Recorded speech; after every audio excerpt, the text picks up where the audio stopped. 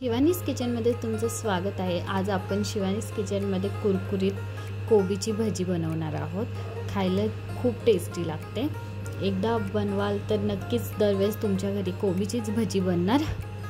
त्यासाठी आपण recipe start करूया। त्याआधी जर माझ्या चॅनलला सबस्क्राइब नसेल केलं तर सबस्क्राइब करा, व्हिडिओ आवडला तर लाईक करा आणि शेअर करा।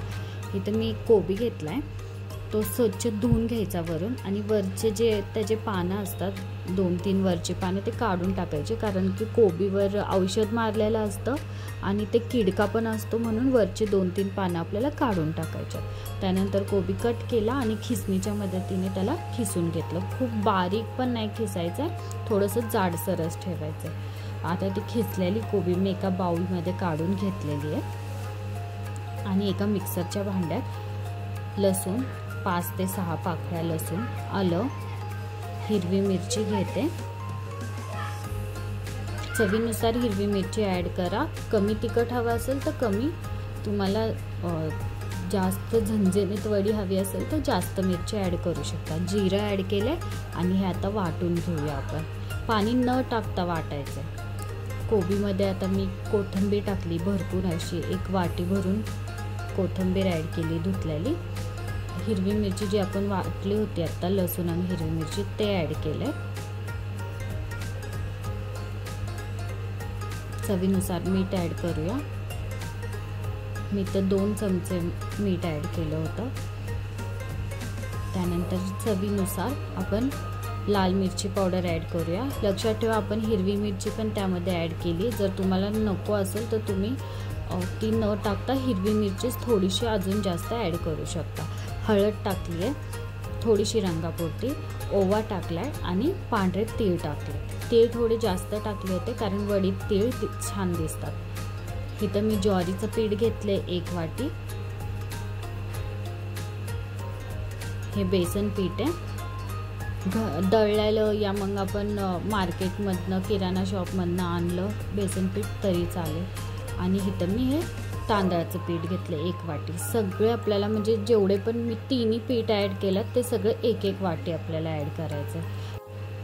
आता पूर्ण आपण पीठ मळून घेऊया। पीठ आपल्याला पातळ नाही ठेवायचं आहे, घट्ट पीठ मळायचं आहे। जर तुमची कोबी जास्त असेल तर तुम्ही थोडं पीठ त्यामध्ये वाढू शकता, पण आपल्याला पीठ पातळ नाही करायचं। आणि पिठामध्ये आपल्याला पाणी न टाकताच ते पीठ मळून घ्यायचं आहे, कारण कोबी आणि मीठ त्यामध्ये एकजीव झालं की ते पीठ पातळ व्हायला सुरुवात होते आणि आपल्याला ही प्रोसेस खूप झटपट करायची आहे, नाहीतर आपलं खरंच पीठ खूप पातळ होऊन जाईल। आता व्यवस्थित बघा मी किती घट्ट असा गोळा केलाय। ह्याचे मी 2 भाग करणार आहे, म्हणजे 2 रोल करणार आहे वडीचे। त्यात माझी एक मोठा रोल झाला होता आणि एक छोटा रोल झाला होता। आता मस्तपैकी वडीच्या रोलला शेप देऊया। व्यवस्थित असा शेप द्यायचा आहे आपल्याला। मी ज्या प्रकारे तुम्हाला दाखवते त्याच प्रकारे तुम्ही करा।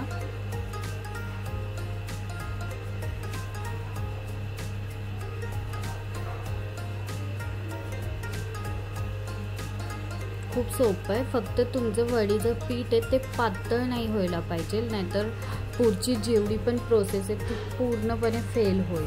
कारण पीठ पातळ असल्यामुळे रोल पण नाही होणार, ती वडी व्यवस्थित शिजणार पण नाही आणि ती तळल्यावर म्हणजे वडी तळल्यावर त्याला तेल सुद्धा जास्त धरतं। दुसरा रोल पण मी तयार केला आहे। मी म्हटलं होतं आधीच की माझ्या एवढ्या ह्याच्यात एक मोठा रोल आणि एक छोटा रोल झाला होता। आता एका कढईमध्ये तुम्ही पातेलं पण घेऊ शकता, त्यावर मी स्टँड ठेवलंय, एक चाळण ठेवली, त्याला मी तेल लावून घेतलं होतं ऑलरेडी आणि दोन्ही वडीचे रोल त्यावर ठेवल्यात आणि झाकण ठेवून 10 ते 15 मिनिटं मी मीडियम गॅसवर ही वडी शिजवून घेणार आहे।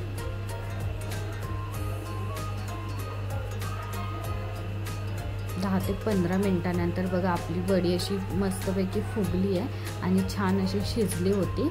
आता मी 10-15 मिनिटं याला गार होऊन देणार आहे वडीला। लगेच वडी कट नाही करायची, ती कट करताही येत नाही, ती तुटते। बघा व्यवस्थित वडी गार झाली, ती आपल्या हाताला वगैरे चिपकत सुद्धा नाहीये। आता वडी आपण कट करून घेऊयात।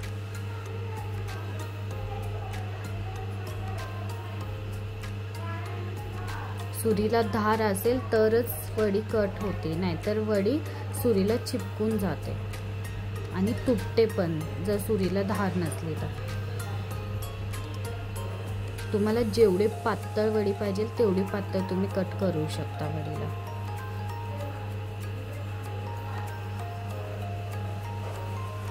मी इथे एकच रोल तुम्हाला दाखवला होता आणि ही वडी जर जास्त झाली तर तुम्ही ही वडी फ्रीजमध्ये आरामात ठेवू शकता.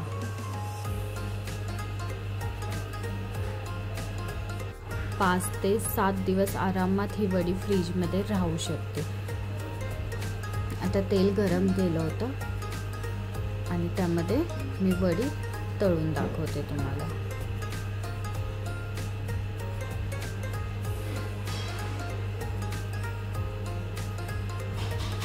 मस्त असं गोल्डन ब्राऊन रंग येऊस तोपर्यंत वडी आपल्याला तळायची. फुल गॅसवर नाही तळायची, आपल्याला मीडियम गॅसवर वडी तळून घ्यायची.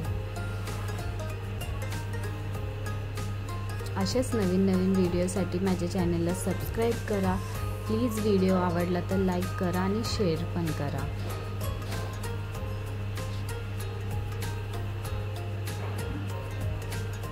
वडी तळायला मला इथं बरोबर 10 मिनटं लागले होते, कारण मी मीडियम गॅसवर वडी तळत होते. मी थोड्याशा जाडसर वडी कट केली होती, त्यामुळे मला जास्त वेळ लागला.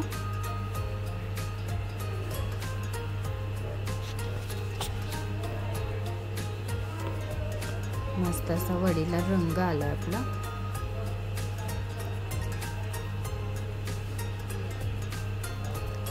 खायला खूप टेस्टी झाली होती.